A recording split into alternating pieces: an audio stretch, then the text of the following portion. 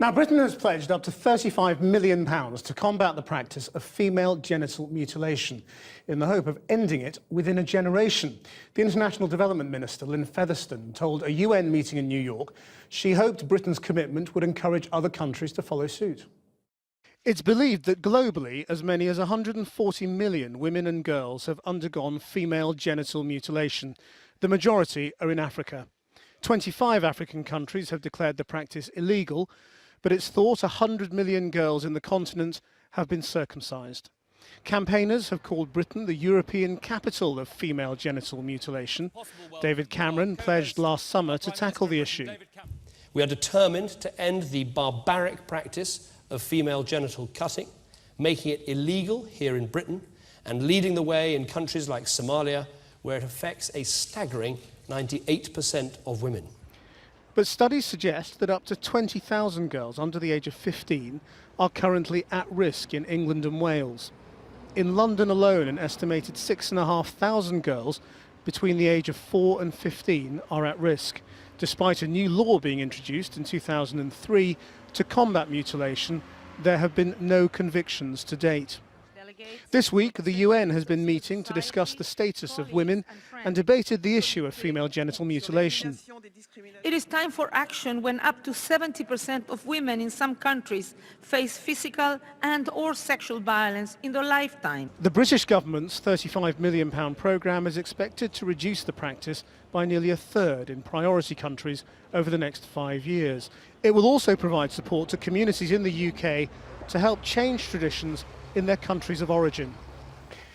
And Lynn Featherstone joins us now from New York. To change a practice that's been going on for hundreds, perhaps thousands of years in a generation is quite an ambition. What makes you think it's possible? Well, what makes us think it's possible now? I think this is a moment of real opportunity, in as much as this is an Africa-led campaign, if you like. Firstly, the United Nations unanimously passed a resolution in the General Assembly banning it. The African Union has passed legislation banning it. 25 countries, as you said, in Africa have now banned it. And the point is, change is happening. There's, in West Africa, there's communities are abandoning it. It's a bit like the end of Chinese foot binding. What is happening is they're going into communities, they're working with the religious leaders, the men, the women, the girls, the boys, over a 30-month period. It takes quite a time. And then this whole community is choosing to abandon it. Now, in the last couple of years, 6,000 communities have abandoned it. So what we're looking for, I mean, you said 20,000 girls are at risk in the United Kingdom, which is precisely true, and there have not been convictions, despite best efforts. Well, why not? I mean, let's just talk about that for a second. I mean... Well, okay, well, there's a lot of work going on in terms of how to get convictions. The police are having training. Kistama, the Director of Public Prosecutions, is looking at guidelines for prosecutors. There are frontline guidelines for frontline workers on what to spot, how to spot it. The police are doing exercises at airports in the summer months when the girls are at risk of being taken out of the country. But the reality is, and we are seeking a high-profile prosecution, even if we got that, we're never going to put 20,000 sets of parents in prison. What we'll look for is behavior change. And this is, in Africa, this is being an African-led behavior change program, if you like. And so the funding that we have announced, up to 35 million, as you rightly said, part of that is to work direct with communities in countries with high prevalence through the United Nations joint programs.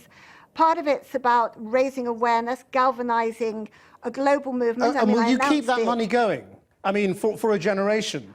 Well, the point is, at this point, part of that program is about research and development, because we need to know what works. We need the highest impact for our money. We have to deliver value for money for our taxpayers.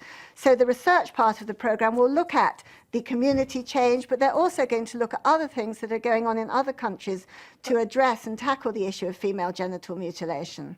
Okay, well, look, I mean, you're at a UN conference about women and looking at behavioural change and cultural change. I want to take this opportunity to talk to you about another issue, because as you know, we've been trying to talk to you for the last 2 weeks about behavioural change in the Liberal Democrats, given all the allegations that there have been against your former Chief Executive, Lord Reynard, allegations that he denies of sexual harassment. Are you one of those people like Baroness Williams who believes this has all been blown out of proportion and is exaggerated? Or do you think this is a very worrying thing for how the party is perceived in terms of women and equality?